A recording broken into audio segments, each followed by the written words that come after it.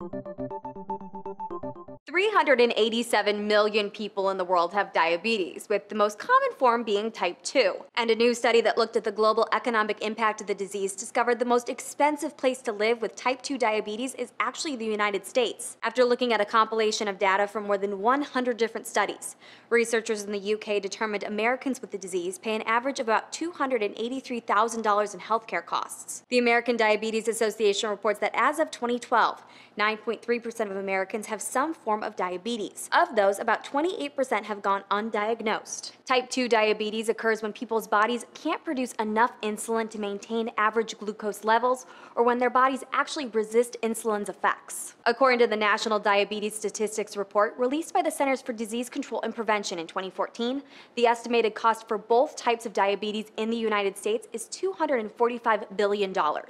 Most of that, $176 billion, was from average medical costs, while the other $69 billion came from indirect costs like the inability to work. That's compared with the UK, whose cost of diabetes report released the same year reported about $14.5 billion of estimated medical costs to cover 3.8 million Brits living with diabetes. Researchers also discovered the disease hits American women harder financially than American men. Medical News Today reports women in the U.S. with type 2 diabetes have a 50% lower chance of gaining employment or keeping their jobs compared with men. Women also lose $21,392 in income yearly, making it the highest annual income loss worldwide. Despite the U.S. being the most expensive place to have diabetes, the study found the disease is more devastating for people living in poorer countries. The study's lead researcher said in a press release, in high-income countries, the burden often affects government or public health insurance budgets, while in poorer countries, a large part of the burden falls on the person with diabetes and their family due to a very limited health insurance coverage. This is problematic because 2/3 of the diabetes cases now being diagnosed are from countries with lower incomes like Mexico, India, and Egypt. And the number of people with diabetes worldwide is expected to jump to 592 million people by the year 2035.